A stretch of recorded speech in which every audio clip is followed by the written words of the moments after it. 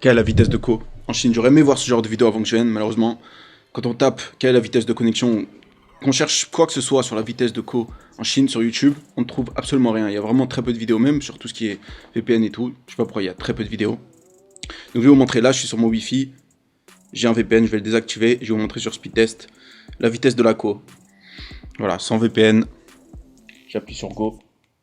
Connecting. Ping de 80. Et là, download. On a dépassé les 100. Est-ce qu'on va dépasser les 200? Putain, c'est bizarre parce que je l'ai fait avant et j'ai l'impression d'avoir une bien meilleure co quand je suis sous VPN que sans VPN. Mais je crois que c'est à cause de speed test. Et j'ai cherché aussi des alternatives chinoises, mais j'ai pas trouvé. Ok, donc en download, je suis à 120. Et en upload, je suis à 72. Donc ping de 80, 120 en download et 72 en upload. Maintenant, je vais mettre un VPN.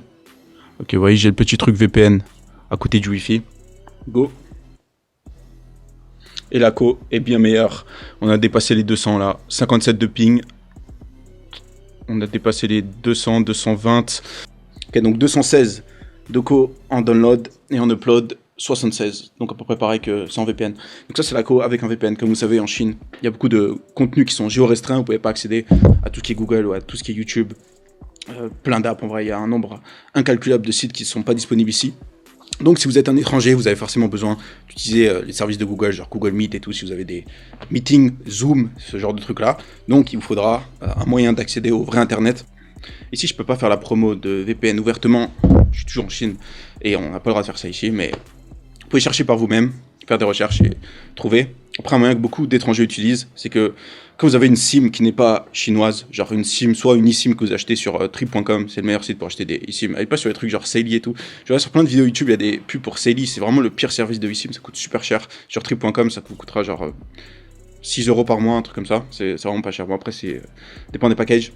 Mais si vous avez une eSIM et que vous utilisez le roaming, donc c'est-à-dire avoir internet dans un autre pays, vous avez une SIM chez quel opérateur en France il donne du data en Chine, je crois que c'est Free, un truc comme ça. Si vous utilisez le roaming, donc internet de votre opérateur qui est en dehors de la Chine, vous n'aurez pas de restriction parce que ça passe par votre opérateur en France. Si vous utilisez une SIM avec Free, vous mettez le roaming, ben vous pourrez accéder à Google, YouTube et tout ça sans problème. C'est ma box internet, je paie mon forfait 15 € par mois environ pour audio débit avec la fibre.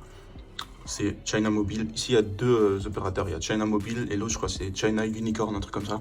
On n'a que deux. C'est vraiment pas cher, genre 15 € par mois pour au débit. Ça, c'est un truc Bluetooth de Xiaomi parce que je me suis acheté une serrure connectée. Genre ça, cette serrure, j'ai changé la serrure de mon appart que j'ai loué. Mon proprio était OK. Ça, cette serrure, c'est genre 60 € et tu peux déverrouiller avec un code, carte ou empreinte digitale. Regardez, je vais vous montrer. Si j'ai ma serrure sur mon phone, je peux unlock en pressant ce bouton ou juste je mets mon empreinte. Hop, boum, ça s'ouvre. Magnifique de ne plus avoir à trimballer de clés ou de cartes à chaque fois. Ici en gros il y a deux opérateurs téléphoniques. Ici en gros il y a deux opérateurs téléphoniques et internet à la maison. Je vais juste vérifier le nom du deuxième. Je crois que c'est China Unicorn. Ah non, c'est China Unicom. Non, c'est pas China Unicorn, c'est China Unicom. Si vous allez en Chine et que vous voulez un numéro local et une SIM locale, vous allez dans un magasin China Mobile et vous donnez votre passeport et il vous fera un numéro. L'abonnement il coûte 10 € par mois.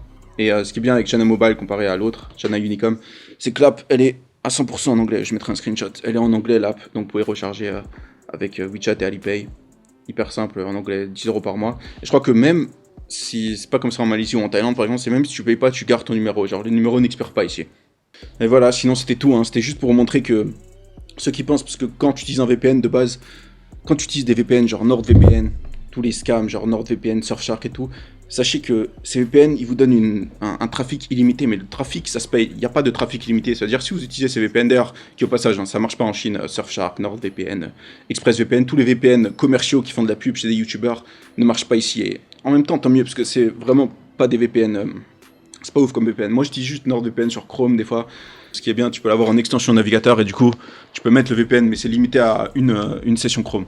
Et voilà, sur ce, c'était juste une petite vidéo pour montrer ça. Tous ceux qui pensent qu'utiliser un VPN, ça réduit la co, regardez. Je vais refaire le test une dernière fois. De toute façon, je ferai tellement de cuts au montage que ce sera rapide. Je me reconnecte au VPN. Vous voyez, je suis connecté. Go. Connecting. 251 en download et 60 en upload avec 55 de ping, ce qui est complètement excellent et complètement usable. Tu peux même Si t'es un gamer, joue à des jeux ici, il n'y aura pas de problème avec 55 de ping. Voilà, c'était tout pour cette vidéo. Si vous avez kiffé, mettez un like, un commentaire, abonnez-vous et on se retrouve pour une prochaine vidéo.